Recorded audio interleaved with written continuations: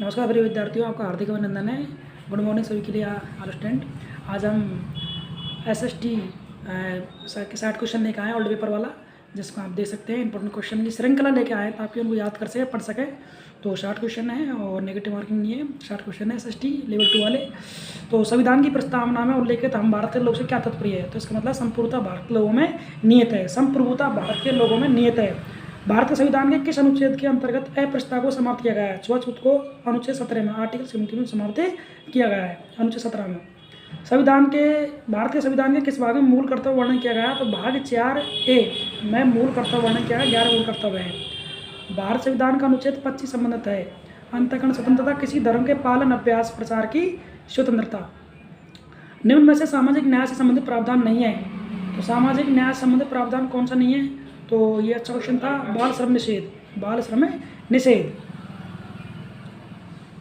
लोकसभा की कार्यवाही के संचालन के लिए आवश्यक गणपूर्ति क्या होगी? तो कुल सदस्य संख्या का 1/10वां भाग। कुल सदस्य संख्या का 1/10वां भाग।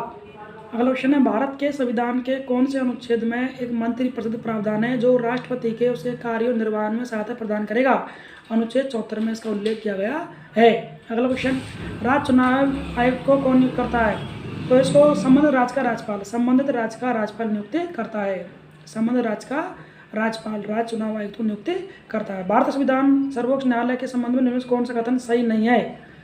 राष्ट्रपति द्वारा सुझाव माने जाने पर उन्हें देने में बाध्य है, जो कि बाध्य नहीं होता है। भारत के राष्ट्रपति के चुनाव मंडल में शामिल होते हैं। भारत संसद तथा राज्य विधानसभाओं तो दिल्ली पांडिचेरी संसद केवल निर्वाचित सदस्य होते हैं। एशिया की सबसे लंबी नदी कौन सी है? यांगत्सी क्यांग एशिया की लंबी नदी है ऑप्शन के हिसाब से। अगला क्वेश्चन, किलिमंजारो पर्वत किस देश में है? तंजानिया में। तंजानिया में स्थित है। समताप सीमा पर औसत तापमान रहता है तो 0 डिग्री सेल्सियस होता है। बैसाल्ट शैल एक उदाहरण है। तो बैसाल्ट शैल एक उदाहरण किसका है? ये ब्राह्य आग्नेय शैल का। बैसाल्ट एक उदाहरण है, ब्राह्य आग्नेय शैल का उदाहरण है।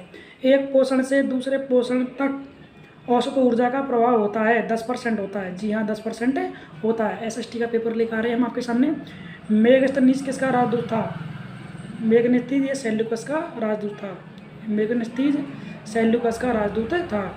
कौन चंद्रगुप्त द्वितीय की राजसभा में एक नवरत्न नहीं था? तो कौन नहीं था? फाया नहीं था। महाराणा प्रताप के हाथी का नाम क्या था? उसके हाथी का नाम राम प्रसाद था। घोड़े का नाम चेतक था। हाथी का नाम राम प्रसाद, घोड़े का नाम चेतक। दोनों पे आप याद करने इंपॉर्टेंट है ना। अच्छा, टू द पॉइंट। सामाजिक सुधारक गोविंद गुरु का जन्म कहाँ हुआ था? तो इसका जन्म एक बंजारा परिवार में, यानी कि डूंगरपुर में हुआ था। बंजारा परिवार में इनका जन्म हुआ था। चेतावनी राज चुंगटा पुस्तक के लेखक कौन है? केसरी सिंह बारट। केसरी सिंह बारट। अगला, लंदन में वीर विनायक दामोदर सावरकर के लिए आगे अध्ययन छात्र दिवस करने की थी श्याम जी कृष्ण वर्मा ने। अगला क्वेश्चन है, मत्स्य जनपद की राजधानी विराटनगर थी। पैगन वंश का आनंद मंदिर कहाँ स्थित है? ये म्यांमार में है, वर्मा बोलते जैसे हम पहले। तराइन का युद्ध 1100 करोड़ में किसने जीता? तो ये पृथ्वीराज चौहान ने तृतीय जीता था, अजमेर।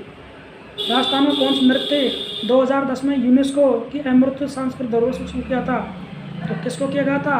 तो वो नृत्य यहाँ पे कालबेलिया नृत्य को किया गया था 2010 में। यूनेस्को में राजस्थान के कालबेली नृत्य को किया गया था। तो इसका राइट उत्तर क्या होगा आपके? कालबेलिया। जी हाँ, कालबेलिया इसका राइट उत्तर होगा। तो कालबेली नृत्य जिसको किया गया था यूनेस्को की सांस्कृतिक धरोहर में, कालबेलिया नृत्य को किया गया था। संत मीराबाई के पति का नाम क्या था? संत मीराबाई के पति का नाम भोजराज था। क्या था? भोजराज। चित्रकला शैली संबंधित है, तो ये किससे संबंधित है? चित्र शैली ये नागरदास से। जी हाँ, नागरदास से संबंधित है। चूरू जिले के ददरेवा गांव से संबंधित है। तो चूरू जिले के ददरे गांव से संबंधित कौन है? गोगा जी चूरू जिले के ददरे गांव में इससे संबंधित है इनका। अगला क्वेश्चन, खिजड़ी आंदोलन में अपने जीवन का बलिदान किसने दिया था? तो वो देता अमृता देवी ने। पुस्तक आनंद मठ में वंदे मातरम किसने लिखा? तो ये सीधी बात किसने लिखा था? ये बंकिमचंद्र चटर्जी ने लिखा था। बंकिमचंद्र चटर्जी ने लिखा था। निम्नलिखित में से कौन सा स्थान राष्ट्रीय राजमार्ग 15 द्वारा नहीं जुड़ा है? तो हनुमानगढ़ है। निम्नलिखित में से राजस्थान में मीठे पानी की सबसे बड़ी निर्मित झील कौन सी है? जयसमंद झील है। जयसमंद झील है जो उदयपुर जिले में है। विष्णु के भक्त क्या कहलाते हैं? अलवार। निम्नलिखित में से कौन सा स्रोत प्राचीन भारत के 16 जनपदों को देता? अंगुत्तर निकाय। बौद्ध ग्रंथ अंगुत्तर निकाय में उल्लेख मिलता है। रावी नदी का प्राचीनतम नाम क्या था? तो इसका प्राचीन नाम पुरुषणी था। पुरुषणी नाम था रावी नदी का प्राचीनतम नाम। सूरसेन जनपद की राजधानी क्या थी? 16 महाजनपद में एक सूरसेन था राजस्थान में, वो तो उसकी राजधानी थी मथुरा। अगला क्वेश्चन, राज्य राजस्थान अपने परिपूर्ण तिथि में कब आया था? 1 नवंबर 1956 को 7 चरणों में किया हुआ था इसका। अगला भाई, सामाजिक अध्ययन का शिक्षण किया जाता है। तो सामाजिक अध्ययन का जो शिक्षण है वो माध्यमिक स्तर पर किया जाता है, सेकेंडरी लेवल पर। शिक्षा में उद्देश्यों वर्गीकरण किसने दिया था? शिक्षा में उद्देश्यों को वर्गीकरण BS ब्लूम ने दिया था। पाठ्यक्रम के क्षेत्र में शामिल होते हैं विद्यालय की आंतरिक क्रियाएं, विद्यालय की बाहरी क्रियाएं दोनों सम्मिलित होती है। दोनों होती है जी, यहाँ इसमें प्रयुक्त दोनों। सामाजिक अध्ययन का पाठ्यक्रम अनुरूप होनी चाहिए। तो बहुत इंपॉर्टेंट क्वेश्चन, विद्यार्थियों के अकॉर्डिंग, स्टूडेंट के अकॉर्डिंग विषय वस्तु होनी चाहिए। सामाजिक अध्ययन की अध्यापिका कक्षा में चुनाव की क्रमिक प्रक्रिया बता रही है, तो वह किस विधि का प्रयोग कर रही है? परिचर्चा, डिस्कशन कर रही है वो।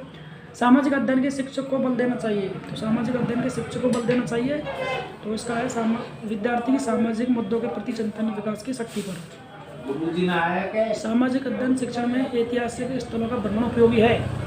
तो ऐतिहासिक भ्रमण का उपयोगी क्या है इसमें? तो विषय रुचि उत्पन्न करने में, सूचना प्रतिस्पर्धा करने में, विषय वस्तु भेद समझ में उपयुक्त सभी सारे आएंगे। भ्रमण के लिए उपयुक्त सभी, इसमें सभी नॉलेज मिलती है। ब्लूम की पाठ योजना आधारित थी। तो ब्लूम की जो पाठ योजना है वो एक उद्देश्यों पर, किस पर थी? उद्देश्यों पर। परियोजना एक उद्देश्यपूर्ण कार्य है जो समग्रता के साथ सामाजिक वातावरण में किया जाता है। क्या कहलाता है उसे? क्या? हाँ, परियोजना एक उद्देश्यपूर्ण कार्य है जिसे सामाजिक समग्रता के साथ किया जाता है। ये कल्पट्रिक कथन के साथ कल्पट्रिक का। सामाजिक अध्ययन में निम्न में से कौन सी परीक्षा छात्रों के स्वतंत्र का मूल्यांकन अवसर प्रदान करती है? तो कौन सी करती है? निबंधगत प्रकार की परीक्षा। निबंधगत प्रकार की परीक्षा है वो विद्यार्थियों को स्वतंत्र